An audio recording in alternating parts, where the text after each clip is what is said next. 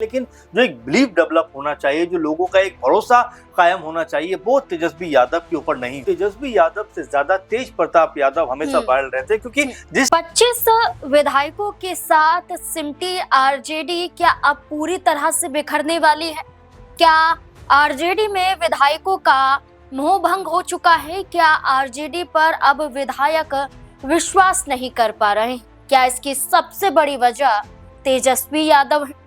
एक अंदरूनी कलह परिवार और पार्टी के अंदर अक्सर नजर आती है।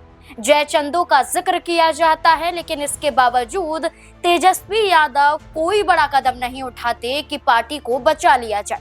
अब ऐसे में बीजेपी के वरिष्ठ नेता मृत्युंजय तिवारी एक बड़ा ऐलान करते हैं। ऐलान किया जाता है कि जल्द आरजेडी के लगभग 10 से 15 विधायक आरजेडी को छोड़ने वाले हैं।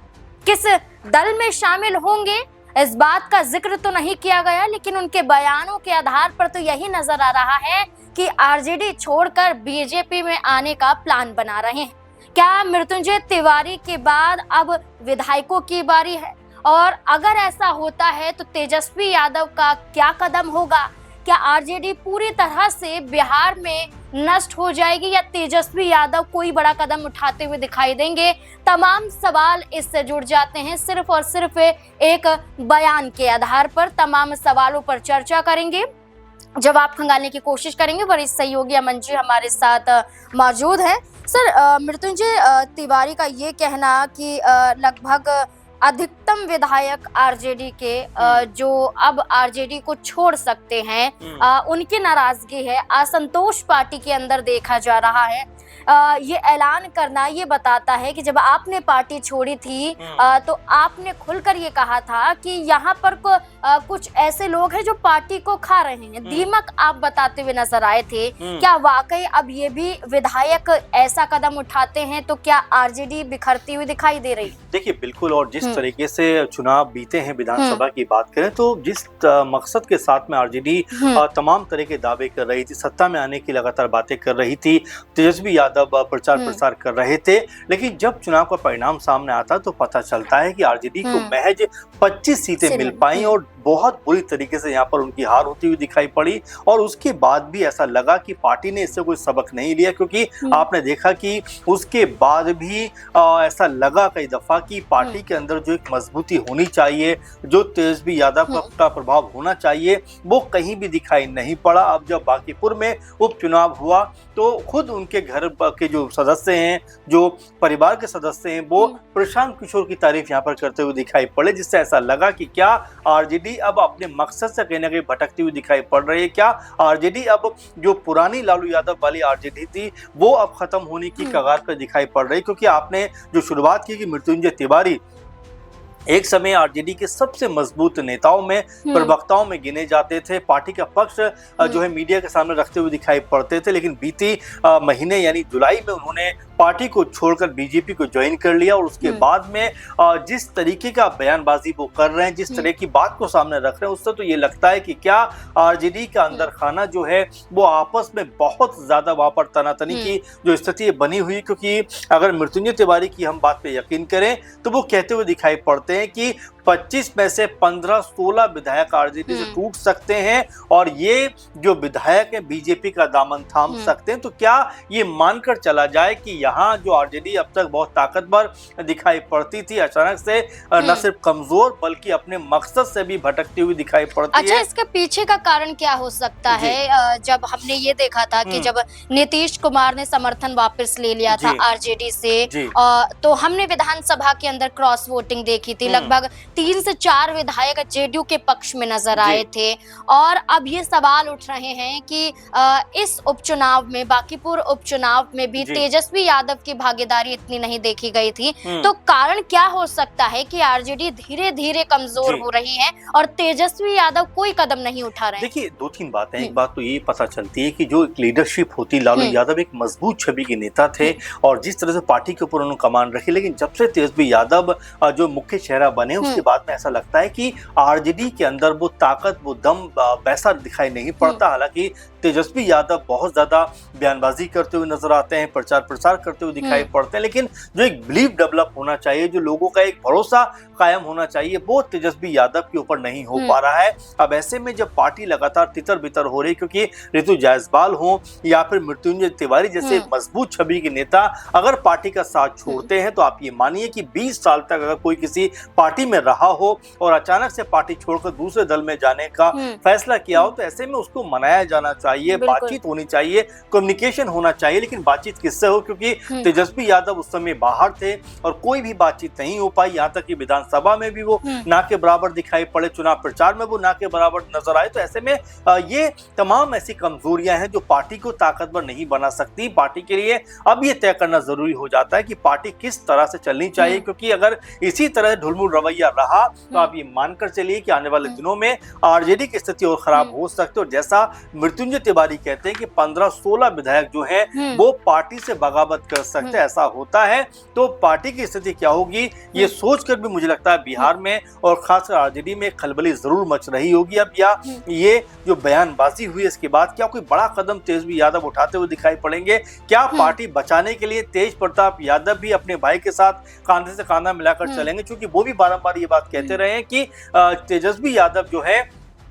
वो ऐसे लोगों से घिरे हुए हैं, जयचंदू से घिरे हुए हैं जो उनको सही राह दिखाई नहीं दे रही है। इसी वजह से आरजेडी अब लगातार कमजोर दिखाई पड़ती है। अब ऐसे में अगर ये तमाम चेहरे, चाहे तेज प्रताप यादव की बात करें, चाहे रोहिणी आचार्य की बात करें, जो अलग थलग दिखाई पड़ते हैं, अगर एकजुट होकर आते हैं तो जो रोहिणी आचार्य ने कहा भी था कि लालू वादी सोच के लोग चाहिए, अगर ऐसे लोगों की वापसी होती तो आरजेडी मजबूत होगी। वरना तेजस्वी यादव को लेकर बिल्कुल ये देखा जा रहा है कि जो भरोसा कायम होना चाहिए वो भरोसा कायम नहीं हो पा रहा है। मृत्युंजय तिवारी से पहले बीजेपी नेता राम कृपाल यादव ने भी ये कहा था एक वक्त पर कि सभी के सभी यानी कि 25 विधायक बीजेपी के तरफ आने वाले हैं, और अब यही बात दोहराते हुए मृत्युंजय तिवारी भी नजर आ रहे हैं। लेकिन यहाँ 15 से 16 विधायकों का जिक्र किया जाता है। लेकिन सर सवाल ये भी उठता है आरजेडी के ऊपर कि सिर्फ विश्वास तेजस्वी यादव पर ही लालू प्रसाद यादव ने क्यों जताया?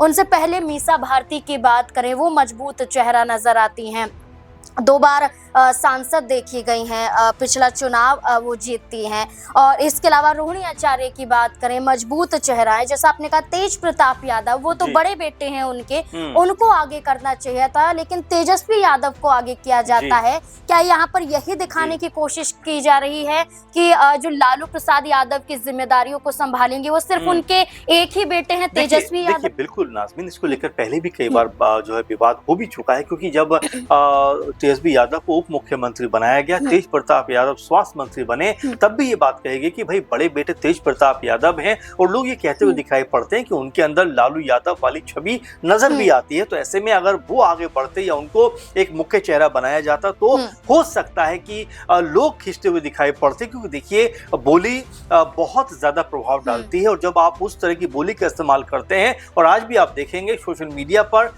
तेजस्वी यादव से ज्यादा तेज प्रताप यादव हमेशा वायरल रहते हैं, क्योंकि जिस अंदाज में बात वो करते हैं, जिस लहजे में वो बात करते हैं, वो एक आम बिहार का जो निवासी है, आम बिहार का जो रहने वाला है, उसको बड़ी जल्दी कम्युनिकेट करते हैं। ऐसे में अगर उनको मुख्य चेहरा बनाया जाता तो हो सकता है कि आरजेडी एक मजबूत प्रभाव दिखाती हुई नजर आती। लेकिन जब से तेजस्वी यादव मुख्य चेहरा बने हैं, ऐसा लगता नहीं कि पार्टी के अंदर कोई बड़े लेवल की ग्रोथ दिखाई पड़ती है, क्योंकि लोकसभा चुनाव भी हमने देखा कोई बहुत बड़ा प्रदर्शन नहीं हुआ, कोई बहुत बड़ी जीत नहीं मिली, इक्का दुक्का सीटें दिखाई पड़ी। आपने विधानसभा चुनाव में 25 में देखा कि उसमें भी बड़े बड़े दावे किए गए, सत्ता में आने की बातें कही गई, लेकिन महज 25 सीटों पर सिमट के रह गए। तो ये बताता है कि जो प्रभाव नजर आना चाहिए तेजस्वी यादव का वो दिखाई नहीं पड़ता। ऐसे में तेज प्रताप यादव क्या अपने भाई को साथ देने के लिए आएंगे? क्योंकि एक समय वो ये तो कहा करते थे कि मैं सारथी बनकर, कृष्ण बनकर अपने भाई के जो रथ को हाँकूंगा, यानी उसके जो पार्टी है उसको लेकर चलूंगा, और अपने भाई को जो है मुख्य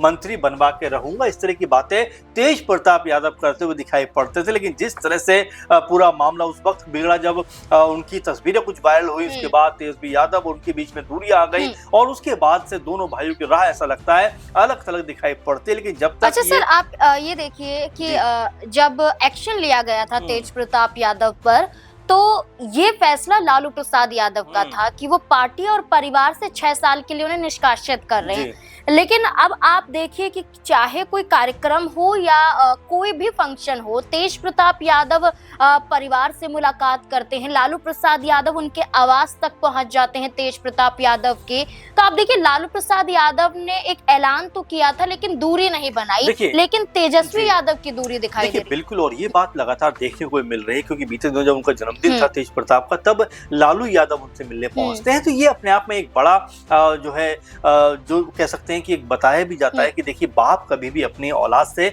अलग नहीं हो सकता, कभी भी जुदा नहीं हो सकता। इमोशन जो है वो उनके साथ में जरूर अटैच रहेगा, और यही बात यहाँ पर भी देखने को मिली जब तेज प्रताप यादव ने भी कहा कि कोई आए ना आए लेकिन मेरे पिता आए, मुझे इससे ज्यादा कुछ और नहीं चाहिए, मुझे बहुत खुशी है। तो ये समझ में आता है कि लालू की जो छवि है वो तेज प्रताप यादव में नजर आती है। वैसे में तेज प्रताप यादव को उतने मौके नहीं मिले, अपनी अलग पार्टी जरूर बनाते, लेकिन पार्टी बनने में भी आपको समय देने की जरूरत होती है। आप चुनाव से 1-2 महीने पहले पार्टी बनाते, उसका मतलब ये नहीं कि आपकी तरफ जो है जन समर्थन उमड़ कर आ जाएगा। ऐसे में आपको समय देने की जरूरत है, लेकिन क्या वो अपनी पार्टी को लेकर आगे बढ़ेंगे या फिर आरजेडी कुनबा जो है वो फिर से एक होता हुआ दिखाई पड़ेगा। और जो तेज प्रताप यादव को पार्टी से घर से 6 साल के लिए निकाला गया है, क्या वो आदेश वापस लेते हुए दिखाई पड़ेंगे? कई तरह के सवाल हैं, क्योंकि तेजस्वी यादव ऐसा लगता है इस पूरे माहौल के अंदर अलग थलग पड़ते हुए दिखाई पड़ते हैं, जो ना सिर्फ पार्टी संभाल पा रहे हैं और ना ही नेताओं को संभाल पा रहे हैं। इसीलिए जो आरजेडी है वो दिन ब दिन कमजोर होती हुई दिखाई पड़ रही है। बिल्कुल, कभी जयचंदो का जिक्र तो कभी दीमक का जिक्र, और बार बार ये कहना कि यही लोग आरजेडी को खा रहे हैं। और इसी बात को दोहराती हुई रोहिणी आचार्य और तेज प्रताप यादव भी कई मौके पर नजर आए हैं। अब ऐसे में जहां सम्राट चौधरी और नीतीश कुमार के नेतृत्व में अपनी अपनी पार्टी की बैठकें हो रही हैं, तो वहीं तेजस्वी यादव मानो बिहार के मुद्दों से गायब नजर आ रहे हैं। वो आरजेडी जो 2015 में लगभग 80 विधायकों के साथ थी, वो आरजेडी अब 25 विधायकों पर सिमट जाती है। कितना बड़ा फर्क नजर आता है। तो ऐसे में तो सोच विचार जरूरी हो जाता है कि कैसे आरजेडी को उसी पायदान पर पहुंचाया जाए जिस पायदान पर पहले थी। अब देखना होगा कि इस बात को लेकर बयान तो जारी कर दिया गया है, लेकिन क्या हकीकत भी ये बयान बनेगा? क्या वाकई जिन 15 से 16 विधायकों का जिक्र मृत्युंजय तिवारी कर रहे हैं, क्या वाकई ये विधायक आरजेडी से अलग हटना चाहते हैं? और अगर ऐसा होता है तो क्या तेज प्रताप यादव या उनका पूरा परिवार यानी कि लालू परिवार एक साथ होता हुआ नजर आएगा? क्या लगता है आपको? इस पूरे मुद्दे को लेकर अपनी राय हमारे साथ जरूर साझा करें। धन्यवाद।